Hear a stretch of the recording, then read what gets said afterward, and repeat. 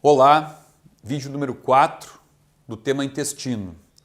Bom, já falamos sobre a hiperpermeabilidade intestinal, a disbiose, falamos sobre a parte imunológica, não podia deixar de falar sobre doenças autoimunes, que hoje está cada vez mais recorrente em consultório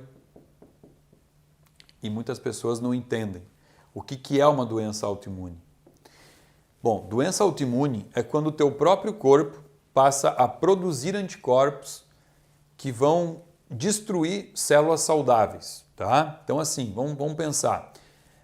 Você tem soldados, um exército, um batalhão, e você chama ele para uma guerra e esse batalhão começa a matar civis inocentes. É mais ou menos como se fosse isso, tá? As doenças autoimunes aumentaram muito nos últimos anos, principalmente hipotireoidismo de Hashimoto, psoríase e artroses. Bom, então, quando a gente pensa sob a ótica da medicina alopática, uma doença autoimune ela não tem cura. A gente vai atuar no órgão, né? Por exemplo, se eu tenho uma doença autoimune que está matando células beta-pancreáticas, que são as células do pâncreas produtoras de insulina, e aí o corpo para de produzir insulina, eu vou dar insulina para o paciente. Se eu tenho uma doença autoimune que está atacando as minhas células da tireoide, tireoperoxidase, tireoglobulina, e eu tenho uma perda de função da tireoide, eu daria somente o hormônio, né, o T4. Se eu tenho uma artrite reumatoide, eu vou dar corticoide para o paciente, eu vou atacar só a doença. Mas a gente tem que entender que nada acontece ao acaso, né? Eu tenho que pensar assim, mas por que o meu paciente está com uma doença autoimune? Por quê? Se ele está produzindo células de defesa, é porque eu estou atacando o corpo. Ninguém se defende ao acaso. Então, lembrando do início do nosso vídeo número 1, onde eu falei que tudo que entra no corpo vai entrar pelo intestino, eu tenho que pensar que é no meu intestino que eu estou permitindo a entrada de células que não poderiam. Ó, lembram da estrutura formada pelos enterócitos? Essa é a membrana estrutural do intestino. E uma vez que eu abra espaços aqui, permitindo que entre no meu corpo o que eu não quero, através dessas frestas, aqui está uma das principais causas das doenças autoimunes. E como é que a gente explica isso? Bom, é muito simples. O que explica isso é o que a gente chama de mimetismo molecular. Mimetismo, se eu for traduzir, é como se fosse assim, similaridade, tá? Por exemplo, se você permitiu a entrada de uma partícula de glúten, que hoje ela é difícil de ser quebrada, né? Você não consegue quebrar uma partícula de glúten em uma cadeia muito pequena de aminoácidos, justamente porque a modificação genética dele foi para isso, foi para tornar ele mais forte, né? Então você vai ter uma estrutura aqui de glúten formada por 55 aminoácidos, tá? Como isso daqui o corpo não reconhece como algo que possa ser usado, o corpo vai desencadear uma resposta de defesa produzindo anticorpos contra essa estrutura aqui. Só que eu tenho outras estruturas no corpo formadas por 55, 56, 57 aminoácidos.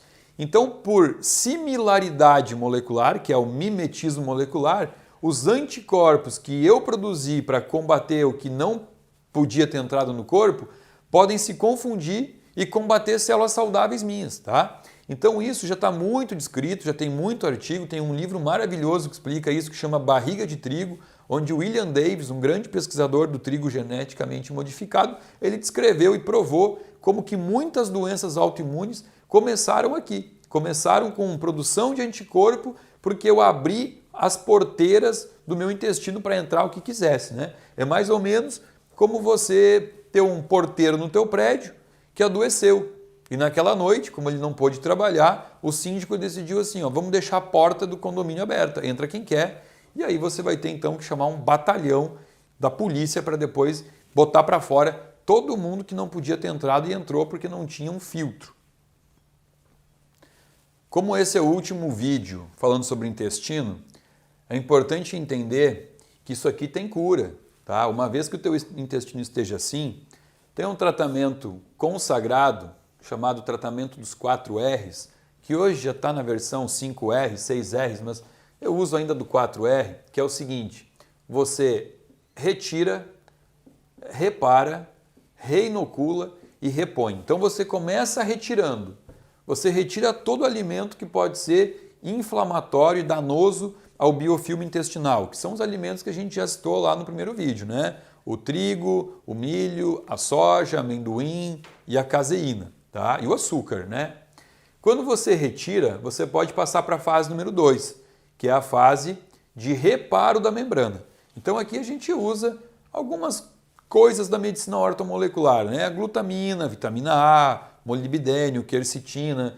Tem muitos agentes que eu posso usar aqui, principalmente ácidos graxos, né? Tem que usar grandes doses de ácido graxo. E aí eu parto para a parte de reinocular isso aqui, que eu vou refazer um ambiente para que eu possa depois repor com lactobacilo, né? Como é que eu refaço o ambiente? Eu dou muito pré-biótico. Então a gente usa aqui espirulina, clorela, plantago, biomassa, tudo que eu puder usar de pré-biótico para eu repovoar. Muitos pacientes que têm doenças provocadas por desbiose, como por exemplo rosácea, rinite, candidíase, quando tomam lactobacilo, que é o probiótico, percebem muita melhora. Só que quando param de tomar, voltam as doenças. Por quê? Porque começaram no último R, né? Não fizeram a sequência toda certa. Então, quando o paciente faz esse tratamento dos 4 R's, ele passa a perceber uma melhora significativa dos sintomas provocados pela desbiose, tá? Então, assim, para quem é usuário de lactobacilo, não precisa parar. Só que é interessante entender que por trás disso tem todo um tratamento um pouquinho mais complexo, mas que é mais eficiente e que vai tratar a causa. E senão a gente vai ficar sempre aqui, no finalzinho, né? Sempre tratando o último R, parou com o lactobacilo, os sintomas voltam.